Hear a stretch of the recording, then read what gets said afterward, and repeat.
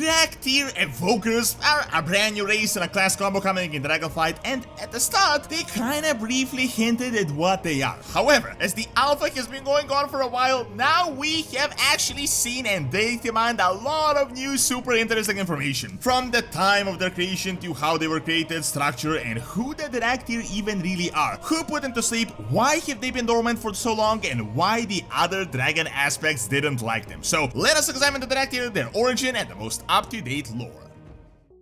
You guys must be for the Prime Gaming that comes completely free with your Prime membership. Now, I'm super excited to give you guys this month's offer that is until August 24th, and you can get the Hood of Hungering Darkness completely free with your Prime membership. As you can see, it is super simple. Just go to the Prime website, connect your WoW account, do this claim, and there we go. And it's literally that simple. Here is the actual hood, you just transmog it. There are a ton of benefits when you join Prime Gaming, with free games exclusive, monthly in-game content for World of Warcraft, and 30+ titles such as Overwatch, where you can claim loot boxes, or you could claim StarCraft, the entire game, as well as skins for Battlefield 2042 and a bunch of other stuff. Every month there is fresh stuff and even a free monthly Twitch sub for your favorite streamer. So make sure to use my link in the description and get the Hood of Hungering Darkness before it is completely gone on August 24th, and claim everything just as I did and level up with Prime Gaming.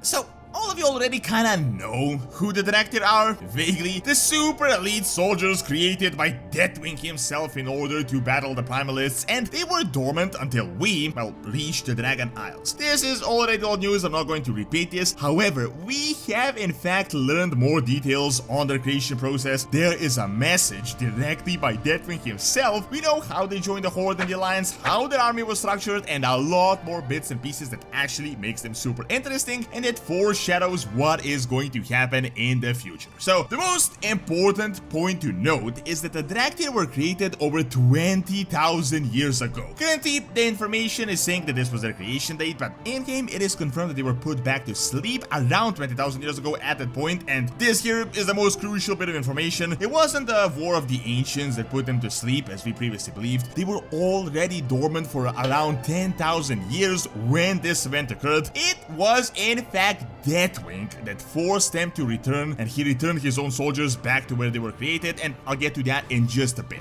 However, what is 100% certain is that they were created over 20,000 years ago, which was close in time to when Sargeras recruited the Eredar on Argus. Now, the timeline itself has never been clear in World of Warcraft, and it has always been just like the definition of vague, so we can only really take shots in the dark. We know within the early history of Azeroth that there were the Elementals. Old gods came in, conquered them, made the Black Empire, and then the Titans came in, ordered them, removed the old gods, and sometime later the dragon aspects were created. Now, we have no sources to confirm this timeline, but some loose sources are pointing that this could have happened as far as 150k years ago, which means a lot of time passed between this and the Sundering, meaning that the dragons are just beyond ancients. So the story goes this way. The dragon aspects are put in charge of Azeroth as the protectors, and they're all raised to greatness and empowered by the Titans. This is the story that all of us have already known. However, not all proto-dragons obey this command. In fact, some of them think it is just complete BS, that they should just become the stewards of the Titans, these random guys that came out of nowhere, and in fact, they should embrace their elemental legacy. We have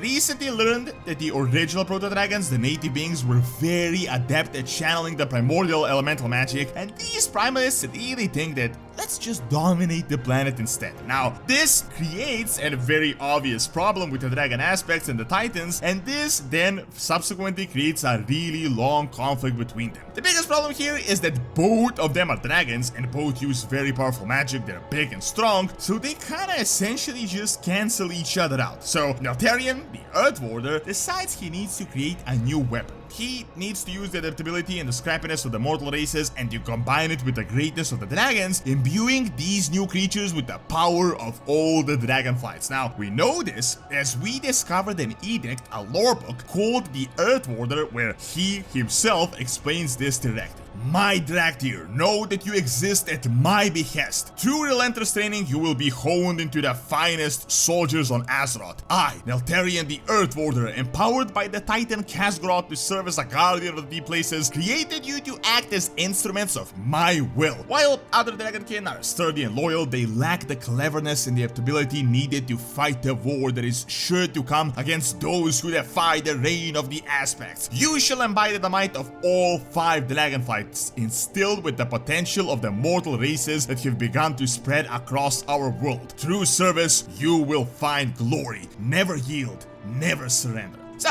as you may understand directly from Ontarion's words, these were intended to be super soldiers made only to fight the Primalists and to counter them, and also fight everyone that opposed the dragon aspects. So, at some point over 20,000 years ago, he uses an artifact called the Oath Keeper, and he then uses it to force them to obey commands. Now, remember the name Oath Keeper because we're going to get that in just a second. Then, Neltharion goes on to fashion an entire island as a training ground for his project known as the Forbidden Reach, and there he really gets into it. You may know this zone as this is the Dracthyr starting zone. So the way Neltharion creates this Dracthyr army is by dividing them into 5 different echelons known as the so-called weyrns, and each Dracthyr is assigned to a weyrn that best matches his skill. Now these weyrns are led by a scale commander, and this scale commander is a Dracthyr that was directly picked out of the whole bunch by Neltharion and groomed for the position in person. This was all done with a strategy in mind, as he picked the best of the best to lead these weyrns, and the Dracthyr inside were incredibly close as if they were clutch mates. A huge sense of honor, duty, and bond was instilled in them early from the start. So here are the weyrns that we have learned about in the Dragonflight Alpha. There is the Healing Wings, a weyrn that logically focuses on support and healing their allies while they do battle, and spoiler alert, after the Dracthyr starting zone they travel to the Dragon Isles. Then there are the Ebon Scales. Not exactly sure what their purpose was, but they defected from the Dracthyr army and renamed themselves into Sundered Flame, and next to them there is an unknown weyrn that was destroyed by the Primalists in the most recent questline. So that now leaves us with 2, and these 2 you need to remember because these are the ones that are actually playable and that join the Horde and the Alliance. So first we have the so-called Obsidian Vorders. This is a weyrn that is charged with defending the allies of the Black Dragonflight and protecting the strongholds, either to reinforce the other Draconic legions or to guard the skies, but just think of them as the shield, the tank defenders of the Black Dragons. These guys at the end of the starting zone join the Alliance. Then the last weyrn that we know of are the Dark Talons. Think of them more as the DPS, those that bring the terror. They harrow the skies of their enemies, crush their will, deny solace of their enemies in their own fortresses, and are essentially the assassins and the frontline soldiers. This weyrn joined the Horde.